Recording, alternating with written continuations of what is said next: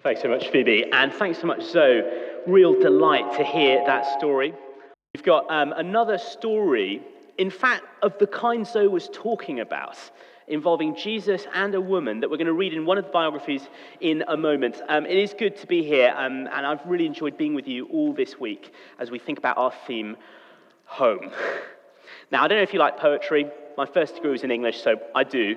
And the poet Robert Frost once wrote this in one of his poems: "Home is where, when you have to go there, they have to take you in." That's a lovely description, isn't it? Home as a place of acceptance.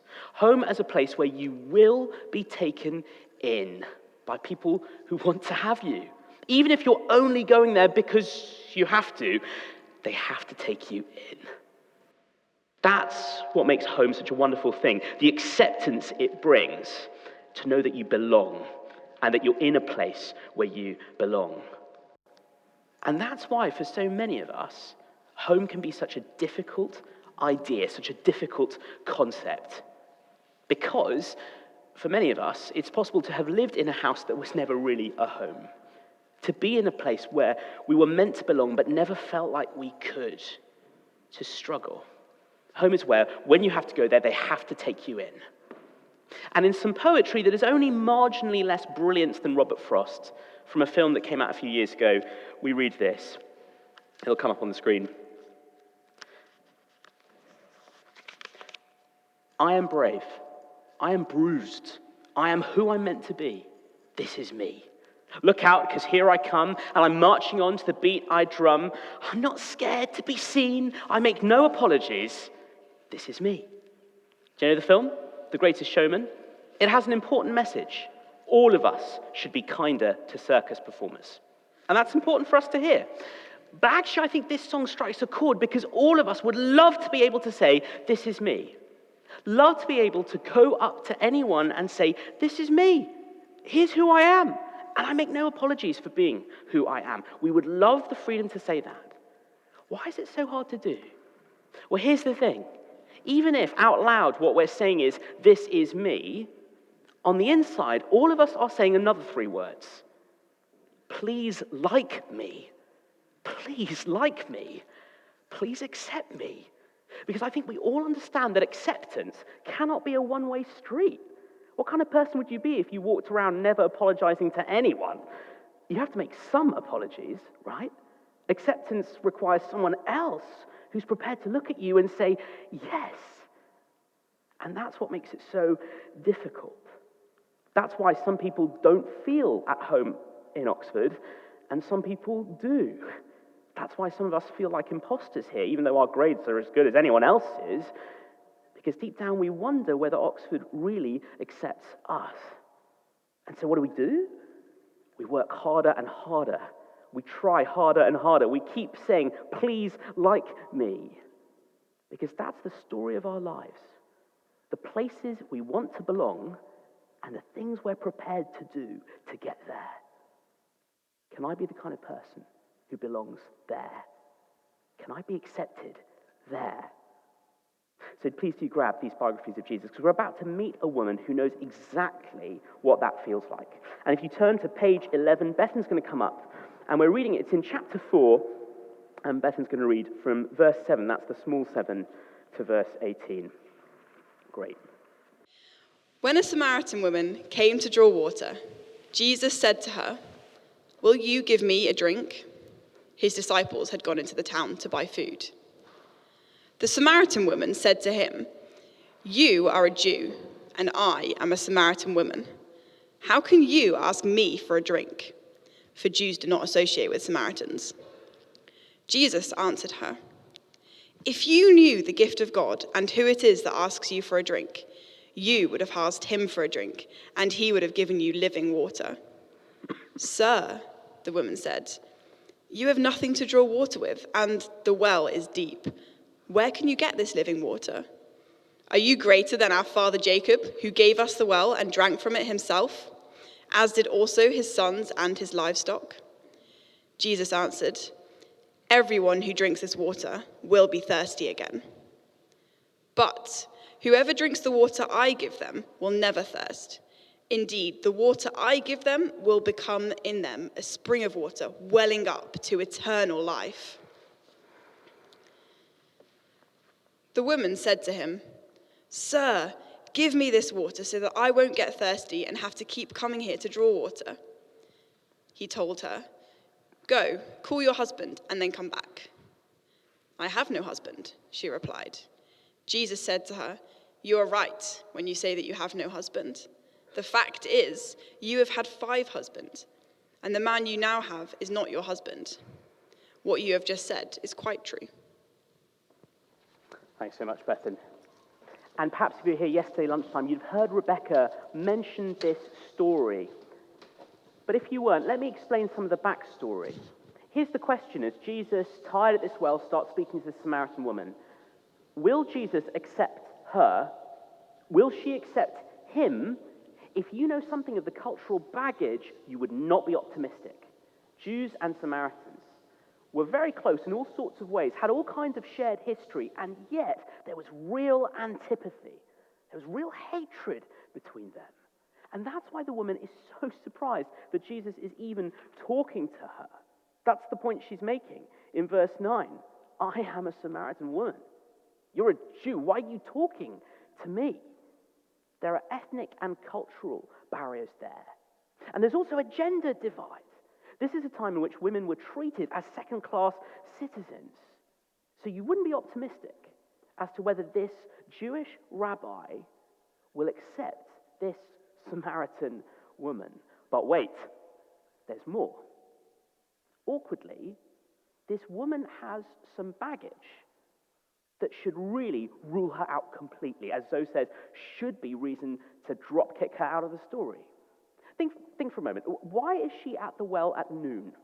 You don't have to be a geography student to know that noon in the Middle East is not a good time to be out carrying water back to the village. What's going on there? Well, in what we just had read from Bethan, we can put 2 and 2 together to see that this woman must be something of a social outcast. She's not going with the other women in the village to draw water when it's cool in the morning. She has to go on her own. Why? It all comes out in the conversation we just heard read. This astonishing moment where Jesus reveals something he knows about her that I'm sure she wished no one knew about her. He says to her, "You've had 5 husbands. The man you're now with isn't even your husband." And at that moment, you realize what her day-to-day life must be. Imagine how they're talking about her. Imagine the tutting. Imagine the judging. Imagine what it's like to be her with the kind of reputation she has. Now look, it's quite hard to know the real backstory of this woman. It could be that this is a reputation she's earned. It could be that she's moved on in a way that she's at fault. But can I say it is at least as possible that this is a reflection on the men in her life more than on her, the way she's been treated by them. It's at least as possible that this isn't a reputation she's earned, but one that has been stuck on her by others. We don't know. We can't litigate this. But here's the thing. Presumably, Jesus can. He knows her without an introduction. Surely he knows enough to do the thing all of us expect God to do, like Zoe said, to drop kick her out of the picture. Surely he knows enough to condemn her. And I don't know about you, but one of the stereotypes of Christians that I'm afraid to say people like me have earned over the years is a stereotype of our hypocrisy, a stereotype of our judgmentalism. And if you've experienced that, for one thing, I'm so sorry. But for another, I would understand if you expect Jesus to be itching to condemn her. And maybe he's having this conversation with her, but he's only giving her rope to hang herself with. I wouldn't blame you if that's what you thought he was going to do. But look at it again. Look at what he actually does. To crush and condemn her. You might have expected him to crush and condemn her. But what does he actually do? The hammer never drops. Think about how gentle he is with her. Even when he reveals this painful thing, he says to her, "You are right when you say." He's going out of his way not to crush her, not to put her down. Why? Because it turns out in this conversation, Jesus is not giving her rope to hang herself. He's throwing her a lifeline to draw her out of the mess. He's speaking to her because he has something to offer, something to give. And that is a shock to all of us who imagine a God who's so quick to condemn. Can I say there's a Slido up and you can use that QR code to ask any questions through this evening. This might be something that raises questions for you. You so expect a God who's going to condemn, but given every opportunity to do it, Jesus will not. He does something else. Instead of condemning her, he breaks through every barrier to make her an offer. He reaches across all of those divides and gives her something. Because unlike any other man in this woman's life, Jesus is not looking to take something from her, her body, her time. He's looking to give something to her, something to quench her thirst. See, Jesus asks her for water. That's how the conversation begins. But what's amazing is that pretty soon, and I don't know if you caught it in the reading, he's the one offering her water, even though he doesn't have a bucket and the well is deep. He says this in verse 10, so that's back on page 11. Look at it for a second. Jesus answered her, "If you knew the gift of God and who it is that asks you for a drink, you would have asked him, and he would have given you living water." He's talking about the kind of water that fills you up so that once you've had it, you don't have to keep going back to the well. What's he talking about? He's not talking about her thirst for water. He's talking about her thirst for acceptance. He's talking about a thirst that has led her through life, has led her into the arms and out of the arms of one man after another, after another, after another, after another. The thirst for acceptance, a thirst for relationships that will really satisfy. That's a thirst that all of us share. We might not have her backstory. We might not have her reputation. We might have such different backgrounds in this room, but all of us have that same thirst to be accepted. Because we're looking for the relationships that will really make a difference. And when I say relationships, I don't just mean the romantic ones. I mean all of the relationships. Relationships are key for our flourishing. We're wired for them. Have you ever wondered why a joke is never as funny as it is until you've shared it with someone else and made them laugh? Have you ever wondered why a view of a sunset is never as beautiful as when you're looking at it with someone else and you can say to them, "Look at that." And they can say, "Yeah, it's beautiful." That's because life is something that gets richer when it's shared, and we're wired for the relationships that will do that for us. Without relationships, life gets empty and dull. But here's the thing, as this woman could tell you, sometimes relationships can be the problem. Without them, life is empty, but when they go wrong, life is a catastrophe. And that's what this woman has discovered. She's been looking for acceptance again and again and again. And what she has found is that it has never worked out. That's the thirst Jesus is speaking about. I don't know if any of you are Taylor Swift fans. Quite a few years ago now, she sang this song. You probably know it. And she sang, "So it's going to be forever, or it's going to go down in flames. You can tell me when it's over if the high was worth the pain." I won't carry on the whole chorus, though I'm sure you could join in. But she finishes by saying, "Because I've got a blank space, baby, and I'll write your name." That song is this Samaritan woman's life anthem. But although Taylor Swift sings it with wit and irony and from a place of empowerment, this Samaritan woman sings it from a place of vulnerability and brokenness and pain. Because the thing is, she has been writing name after name after name, and it hasn't made a difference. And no matter what the guy says at the start of the relationship, it's never been forever. It's just gone down in flames again and again. There is a thirst for love and for acceptance and for life. And no matter what the well she's been drinking at, she's been left thirsty again and again. She's been writing, and the blank space is never full. The thirst never goes away. Why? We're going to see in the next part of our reading. Come on back up, Bethan. And as we read on in the story, we'll see why it is that blank space doesn't get filled up. Bethan's going to read, we're on page 12 and verse 19, straight where we picked up, to verse 29.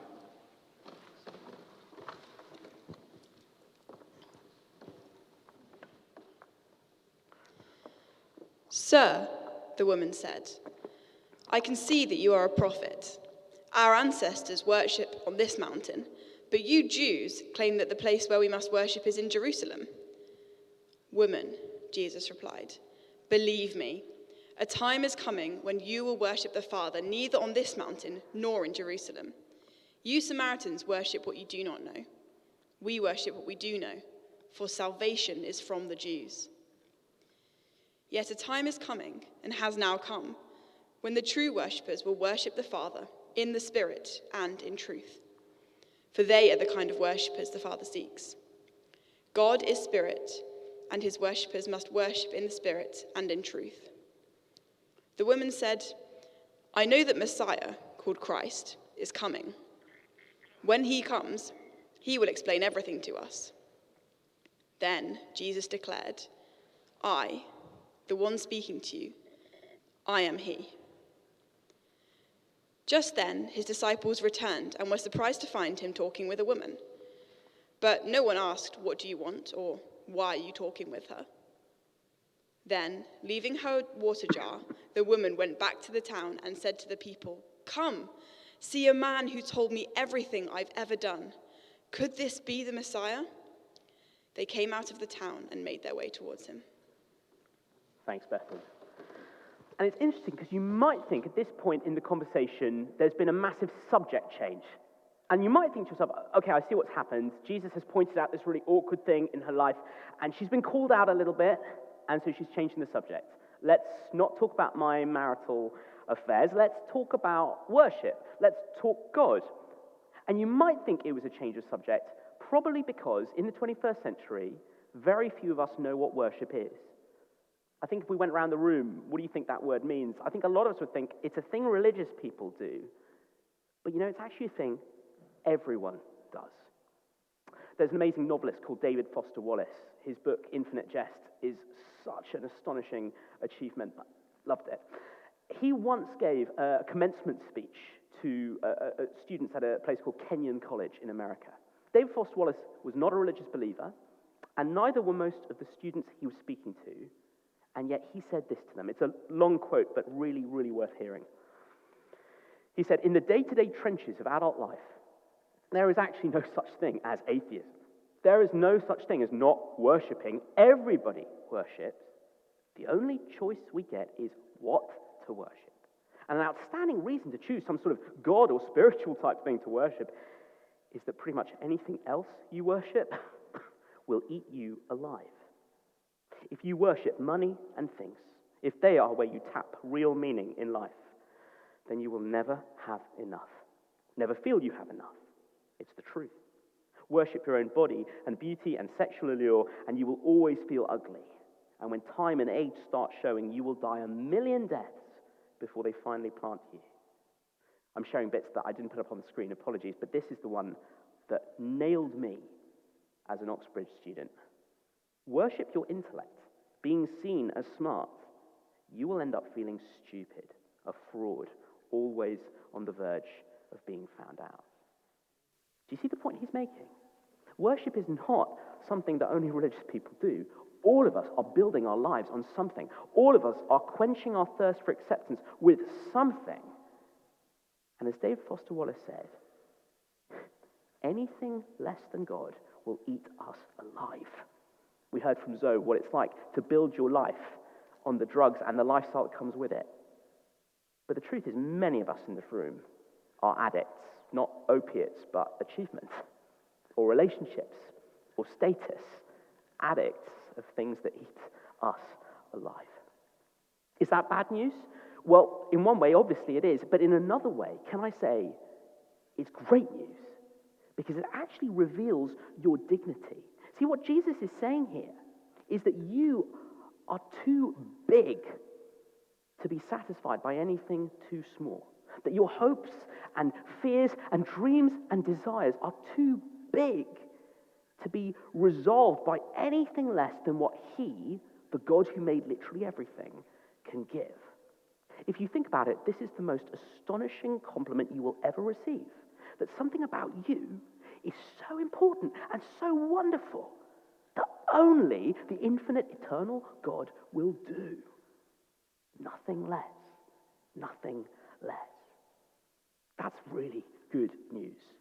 But it explains why anything else will eat us alive. It explains why we're all left thirsty. We're left thirsty when we put at the center of our lives anything less than God, anything other than him. Because we were made by him, for him. We were made to have our thirsts quenched by him. There's a prophet in the Old Testament, Jeremiah, and he makes this point. He says, we have all turned away from God, the fountain of living water, and turned to cracked and dry cisterns that can never satisfy. That's where our thirst comes from the way we put at the center of our lives what is less than God, from the way each one of us, religious or not, worship anything that is less than him. And it means that we're left at the mercy of those things. And it raises the stakes for our relationships. That's the reason why all of us fear that the acceptance we long for will never come. Don't know if any of you are fans of Star Wars. If you are, you'll know all about Carrie Fisher, Princess Leia. And she wrote some beautiful but really painful diaries of her time in Hollywood. Here's one thing she wrote. It's very dangerous to have someone like you because one day he'll find that you are not the person he thought you were. You'll end up someday having only one thing in common with you, and that'll be a shared sense of contempt and disgust for you. Of course, you knew all along how foolish and worthless you were. You just hoped that if you crouched down behind yourself enough, he wouldn't see it. But one day, when your guard is off duty, you see him see. And then you're lost. No, you were lost all along. You hear the pain in her experience. Extremely painful, but I'm sure each one of us know that fear of rejection, even if we've only ever experienced it in smaller doses. The fear that if people see the real me, they'll only be contempt and disgust when they recognize in me all the things I hate in myself. And that is why we're so thirsty for acceptance, and why the thirst never goes away. Never goes away, that is, until we discover what Jesus is offering this woman. See, the thing that quenches her thirst is that he does speak to her across all those barriers. He does reach into her life, knowing everything he knows about her, and he does accept her. He looks at her, and there is zero contempt, zero disgust. And that's the same way he looks at us, knowing everything he knows. He's the one who offers the kind of acceptance that can quench our thirst for love. His gentleness to talk about this woman's thirst and not to condemn her, not to drop the hammer, not to give her rope to hang herself, but the lifeline of his acceptance. And it makes an extraordinary difference in her life. So there on page 12, verse 28, then leaving her water jar, the woman went back to the town and said to the people, "Come, see a man who told me everything I've ever done. Could this be the Messiah?" She's changed by meeting him. She heads back to the village. That's amazing, by the way. Imagine going back to the village to those people who presumably she did not normally want to spend time with, because she's got something for them now. But you notice the detail there that is so remarkable. So then, verse 28, have a look at it again. Leaving her water jar. She leaves her water jar with Jesus. The water jar, that is a picture of her painful thirst for acceptance and life. She leaves it with him. So here's the question. What's he going to do with it?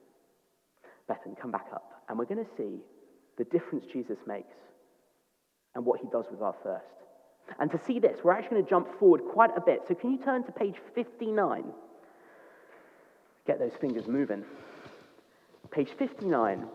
And we're looking at chapter 19, verses 28 to 30.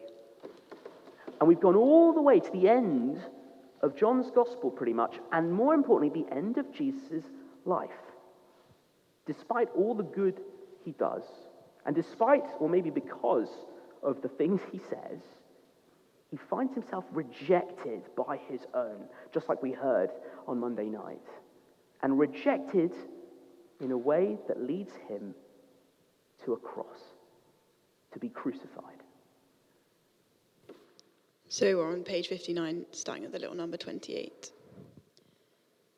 Later, knowing that everything had now been finished, and so that scripture would be fulfilled, Jesus said, "I am thirsty." A jar of wine vinegar was there, so they soaked a sponge in it, put the sponge on a stalk of hyssop plant, and lifted it to Jesus' lips. When he had received the drink, Jesus said, "It is finished." With that, he bowed his head and gave up his spirit. Thank you.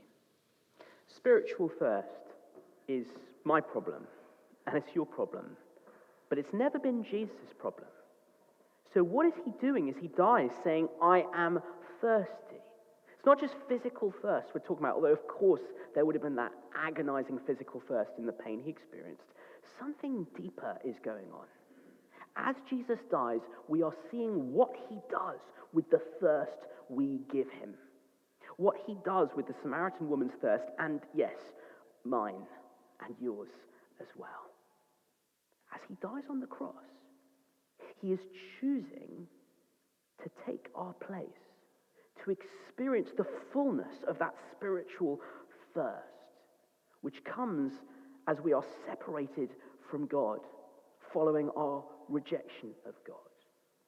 Building your life on anything other than him, worshipping anything less than God, leaves you thirsty because you're out of sync with the one you were made to know.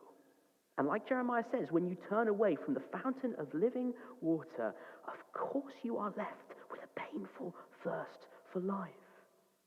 And if you reject, as all of us have done, the God who is life, light, and love, where else do we have to go but death, darkness, and despair? That is what our thirst does to us. But what you see here is what Jesus does to quench our thirst. He chooses to experience the death, the darkness, and the despair that follows our separation from God, that follows our rejection of God. He is choosing to be cut off from God for us so that we can be restored. That's why Jesus says, "I am thirsty." Jesus, as we've been seeing all this week, claims to be more than any mere human being. And in fact, John, his biographer, begins by telling us that this is the Word who was with God and was God. And so God himself, stepping into human existence, chooses to go to the dead end of the long road of our thirst and separation from God.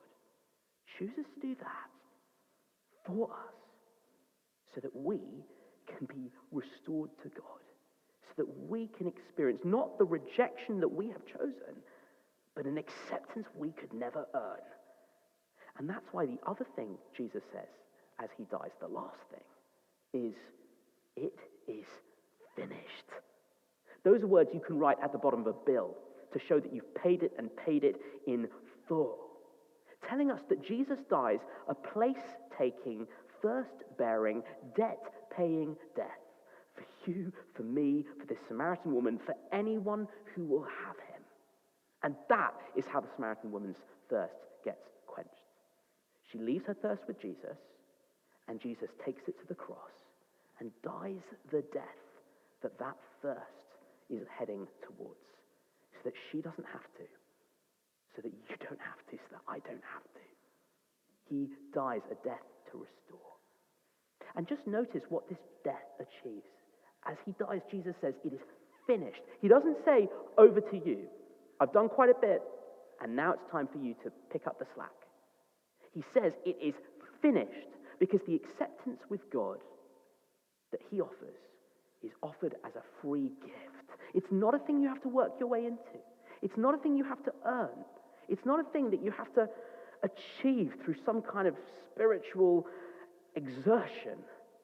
It's something he will give you for free. It's something he wants you to have as a gift. So said earlier, whatever Jesus is selling, that's what I want to buy. But as he came to discover, Jesus isn't selling it. He's giving it away. Because he's giving himself away. It is finished.